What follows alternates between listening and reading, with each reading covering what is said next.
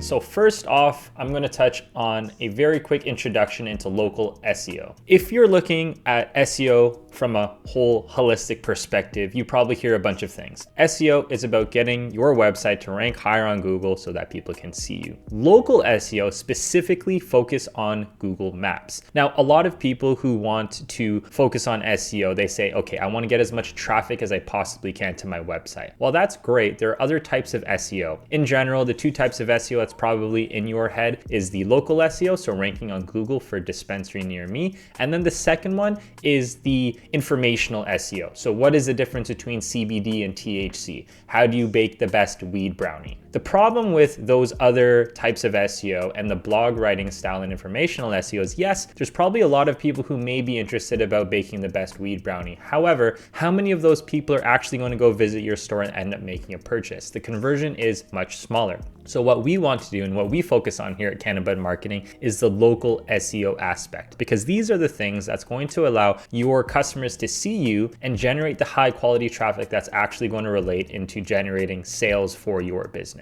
So that's why we want to focus on local SEO and why it matters to you. And that's also why you want to focus on local SEO versus the traditional SEO. Like I said, you want to focus on the dispensary near me versus the best weed brownie recipe. The first step is the Google Business Profile Optimization. So what you want to do, I'm sure you've already done this already, but I would like to cover my bases for everyone who's watching. You want to go ahead and set up and verify your Google Business Profile, and you want to optimize all your business details. So we can see here the Green Queen out in Los Angeles. There might be a little bit of keyword stuffing here, but that's okay. You can see here we have the reviews, right? So they're doing really good on both the review quality, right, which is the number, like 5 stars for 1 star, and then also the review quantity. So they have 831 reviews. Ideally, what you want to do is you want to look at all the competitors in your space and try and get as many reviews as you possibly can over the next person who has the most amount of reviews. So we can see here it's cannabis shop. So this is a very important category. Some people mess this up. Some people might put, I think there's some other terms like, alternative medicine and stuff like that. You definitely want to put cannabis shop because the category will tell Google exactly what your business is all about. After this, you want to make sure your address, your hours, and your phone number are all properly aligned and up to date, right? So we can see here that this is confirmed by the business 7 weeks ago. It's fine, no big deal, but we want to make sure that your hours on your website are up to date and accurate because you don't want people visiting your store and it being closed, because that sends a signal to Google that you're an untrustworthy business. Because if you don't have your hours updated and people go into the store and the hours aren't there, they're not necessarily going to lose trust in here for Green Queen. They're going to lose trust for you, Google as a business itself. So they're not going to rank you higher. The bottom, you have questions and answers. So you can answer things like, do you offer delivery? Not yet. In the meantime, we offer online ordering for easy pickup and we have free parking behind the store, right? So this is a very good optimized profile. You can see here they have 160 plus photos. Again, depending on your area and the competition, you might need to add more photos, obviously get more reviews, and make sure your reviews are as high as possible. So these are the different things that you want to optimize from a beginning standpoint. Following that, we have your NAP, or name, address, phone number. So we have these things called local citations. It just seems like a fancy word for directory listing. But in this situation, you have different directories like Yelp. In this situation, you have Yellow Pages, you have Bing, Apple Maps, you have all of these different directory listings. And while you may or may not get traffic directly from those directories directly, like how many people are going to go to Yelp or Yellow Pages and then end up purchasing from you? Probably not very many. However, in order for Google to see that your information is up to date and correct, and to give Google, the trust signals to showcase that, yes, this business hours is from 9 a.m. to 9 p.m. What Google does, it crawls the internet and it looks at all of these different directory listings to see, okay, based on Yelp and again, Yellow Pages, do these hours, phone number, addresses line up with what's showcasing on Google itself? And the more digital assets you have, name, address, and phone number, it goes to show that Google can see all of the other listings online, and then you have a higher probability chance of being updated and correct, and then that means that they're going to rank you higher. So you want to make sure that you fill out all of your information on all of the other directory listings, because Google is going to use that as a trust factor to see if they should push you higher or lower in the rankings.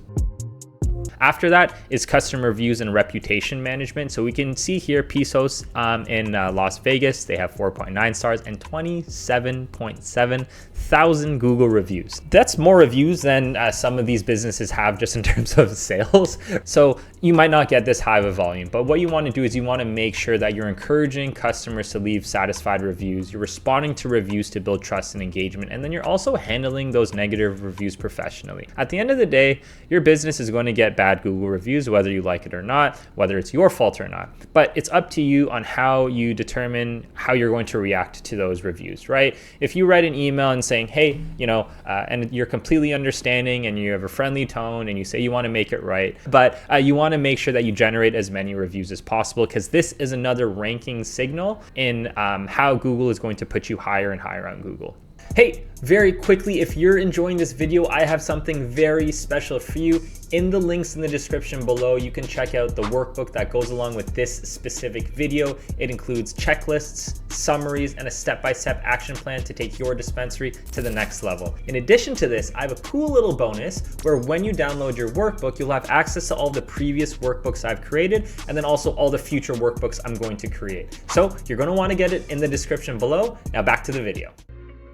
The next is optimizing your actual website. So we have your Google business profile, which obviously sits on Google, but then we have your website that is linked to the profile itself. So if you go back here, you'll notice that we have websites, directions, save, share, and call, right? So your website is directly linked as an asset to your Google business profile. And a lot of people, they don't even really realize that. So for Rocky Mountain, what you want to do is you want to create location specific pages. This matters a little bit more if you have multi-locations, but what you want to do is you want to make sure that in each of those locations, you optimize properly for the meta titles and the local keywords in that specific area. So Google likes relevancy and with regards to locality of the business. Let's say you own 3 different dispensaries and they're located in each different cities. Google wants you to have a specific page built out for that specific location. And not only does that help Google, but it also helps your customers. People in location 1 don't care about location 2, and people in location 2 don't care about location 3, even though they are the same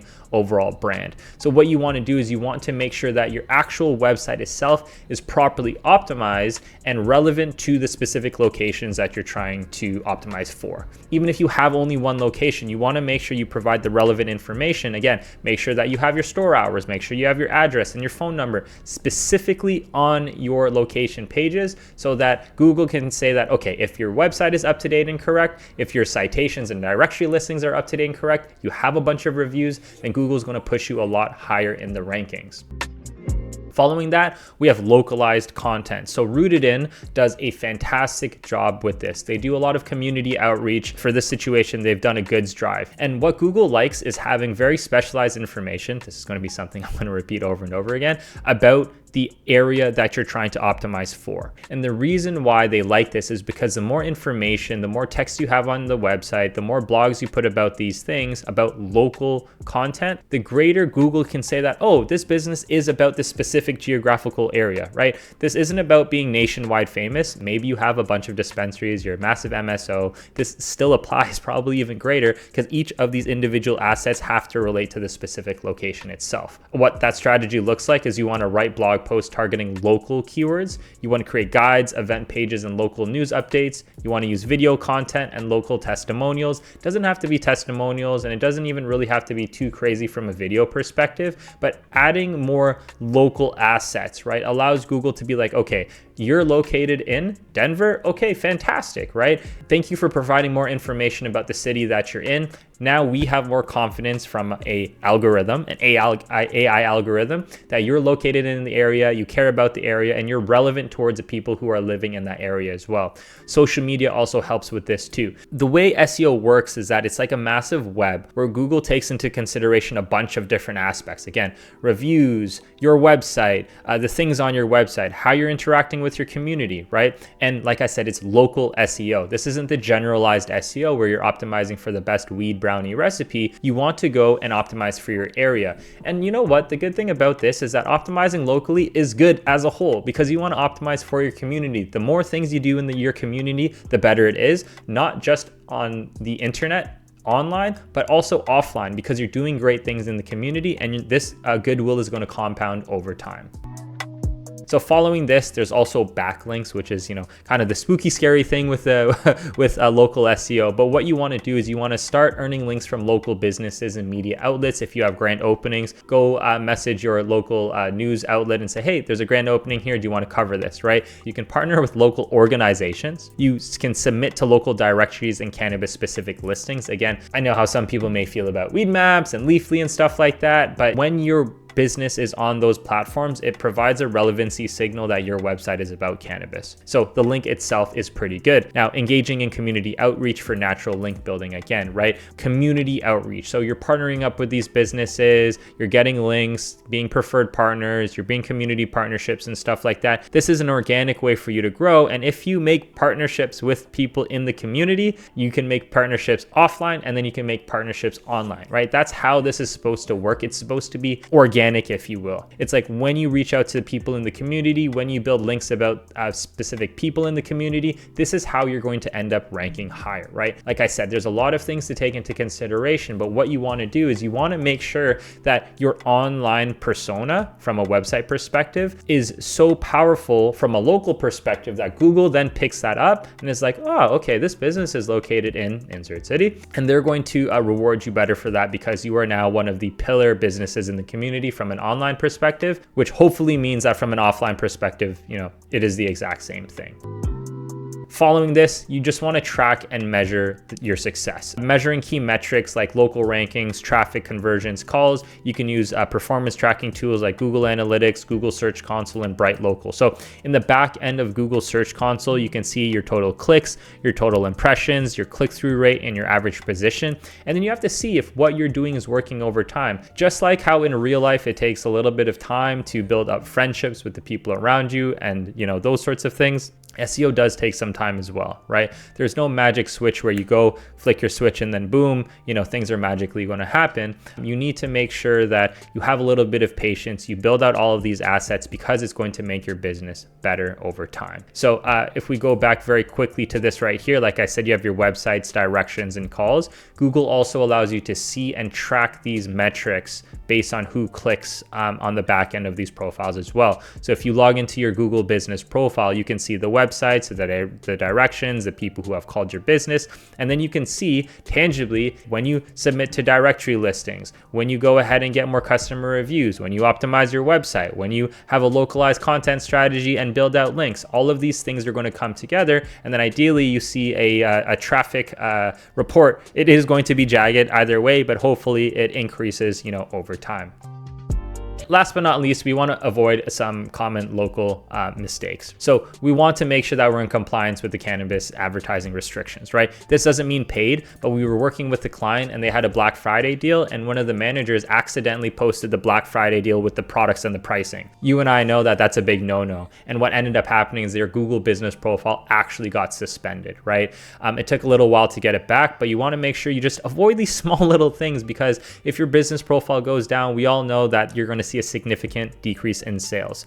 Business information, this is important as well, right? So you want to make sure that if you go change locations, change phone numbers, so on and so forth, you keep Google in the loop, because this is very important, right? If you're getting a lot of reports or people reporting that your hours are off or that your business wasn't open, Google's not going to see that favorably with your business. And then what's going to end up happening is that you're going to rank a lot lower. And then lastly, you want to avoid keyword stuffing and over optimization, right? If your business name is, best cannabis ever, right? Don't put best cannabis ever, top #1 weed dispensary, cannabis dispensary, in Denver, right?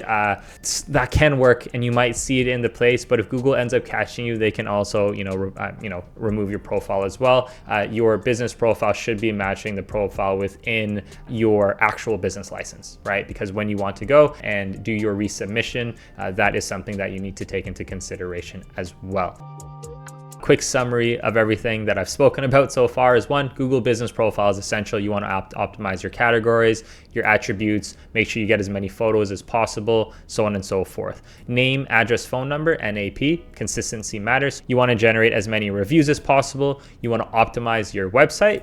You want to create localized content. You want to build out some backlinks. You want to track your progress, and then just avoid the common quote unquote silly mistakes, right? Like, don't try to do too many things.